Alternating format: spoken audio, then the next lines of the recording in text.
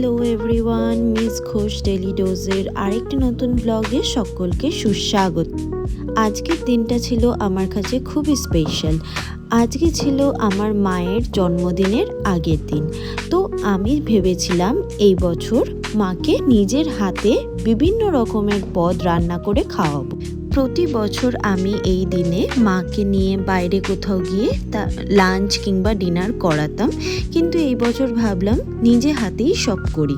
তাই আগের দিন থেকেই আমি লেগে পড়েছিলাম সব আয়োজন।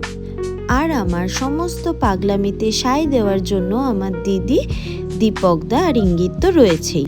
তাই মায়ের জন্মদিনের আগের দিন আমি ওয়ার্ক ফ্রম হোম নিয়েছিলাম আর অফিসের কাজ করতে করতেই শুরু করে দিয়েছিলাম পরের দিনের সব জোগাড় জানতি। আমি যেহেতু খুব একটা পারদর্শী নই রান্নাবান্নায়, তাই আগের দিন দিদি এসে আমায় কিছুটা হেল্প করে দিয়েছিল। যেমন আমি ডাল করতে পারতাম না, তাই মাছের মাথা দিয়ে কি করে মুগের ডাল করে সেটাও আমার জানা ছিল না, কিন্তু ও একটু হলেও জানে আমার থেকে বেটার, তো ও এসে আমায় অনেকটা হেল্প করে দিয়েছিল।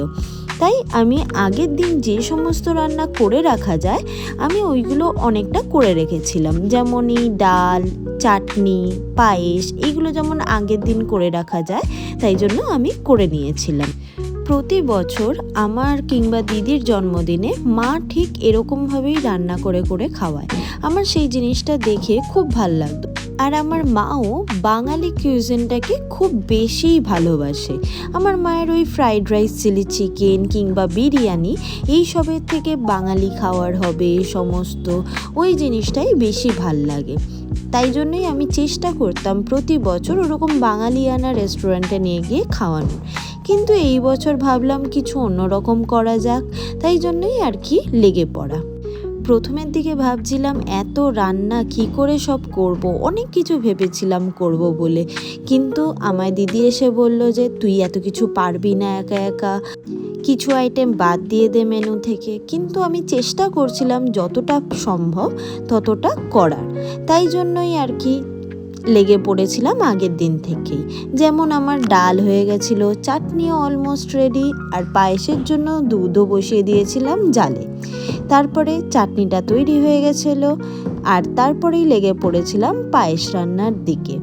সত্যি বলতে একটু একটু তো ভয় লাগছিলই, কারণ আরও আমি আর মা শুধু খেতাম না খাবারগুলো, আরও কয়েকজন খেত, তাই জন্য সবকটা রান্নাই ভালো হওয়ার খুব দরকার ছিল। আর যেহেতু এটা আমার ফার্স্ট টাইম, কেমন হবে, আদৌ খাওয়া যাবে কি না, এইসব ভেবেই আমার মাথা গেছিল পুরো গন্ডগোল হয়ে। কিন্তু একটা একটা করে যখন আইটেম রেডি হচ্ছিল তখন না দেখেই কেমন আনন্দ হচ্ছিল, বেশ ভাল লাগছিল দেখে। আর পায়েস হওয়ার সাথে সাথে আমি পরের দিনের জন্য পমফ্রেট ফ্রাইয়ের যে রেসিপিটা ছিল, তো আমি মাছটাকে ম্যারিনেট করে রেখে দিয়েছিলাম, যাতে ওভারনাইট ম্যারিনেট হলে ব্যাপারটা আরও ভালো হয়, তাই শুনেছিলাম, তো আমিও করে রাখছিলাম। এই সমস্ত দেখে আমার একটা বন্ধুর খুব ভালো আইডিয়া আছে, ও আমায় বেশ হেল্প করেছিল। আর সবাই যেহেতু জানে আমি খুব একটা রান্না বান্না পারি না, সেই জন্য আমার ওই বন্ধুটাও ইভেন খুঁজে খুঁজে বার করছিল সবথেকে ইজি রেসিপি চিকেনের কিংবা মাছের কি হতে পারে যেটা আমি করতে পারি ইজিলি। কিন্তু যাই হোক, আমি করে দেখিয়ে দিয়েছি। তো আগের দিনের মধ্যে আমি সেরে রেখেছিলাম মাছের মাথা দিয়ে মুগের ডাল, আমের চাটনি, গুড়ের পায়েস আর পমফ্রেটের ম্যারিনেশনটা। সত্যি বলতে মায়ের জন্য এই রান্নাবান্নাগুলো করার পরে আমার মধ্যে একটা আলাদাই কনফিডেন্স এসে গেছে যে না, আমিও পারবো অনেক রকমের রান্না একেবারে সেরে নিতে।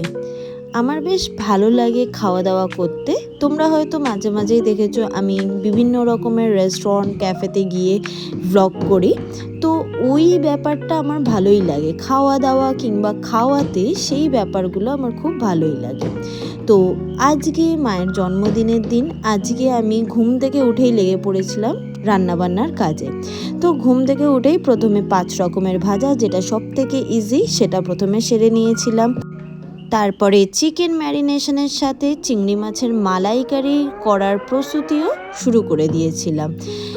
আমি যেহেতু কোনো কিছু টেস্ট করতে পারছিলাম না, তাই জন্য মাকে দিয়ে দিয়ে টেস্ট করিয়ে করিয়ে দেখছিলাম যে কোনটাতে কি কম, কোনটাতে কি বেশি হয়েছে। যাই হোক, দেখে তো ভালোই লাগছে। তো আমার সমস্ত রান্নাই অলমোস্ট ডান। মেনুতে ছিল সাদা ভাত, 5 রকমের ভাজা, মাছের মাথা দিয়ে মুগের ডাল, চিংড়ি মাছের মালাইকারি। তারপরে ছিল বাসন্তী পোলাও, চিকেন আচারি যেটা দিদি করেছিল, আর পমফ্রেট ফ্রাই, চাটনি, পায়েস। তো এই ছিল আজকের মেনু। সবাই মোটামুটি বলেছিল রান্নাবান্না বেশ ভালোই হয়েছে। জানি না মন রাখতে বলেছিল কি সত্যিই বলেছিল, কিন্তু শুনে বেশ ভালোই লেগেছিল। আর সমস্ত আয়োজন যার জন্য, এই যে ইনি আমার মা। হ্যাপি বার্থডে মা। এত কিছু দেখে আমার মা তো অবাকই হয়ে গেছিল। যাক, এরকমভাবে সাজিয়ে খেতে দিতে পেরে মাকে আমার সত্যিই ভীষণ ভালো লেগেছিল। চলো, আজকের মতন টাটা, আবার দেখা হবে পরের একটা নতুন ব্লগে। বাই।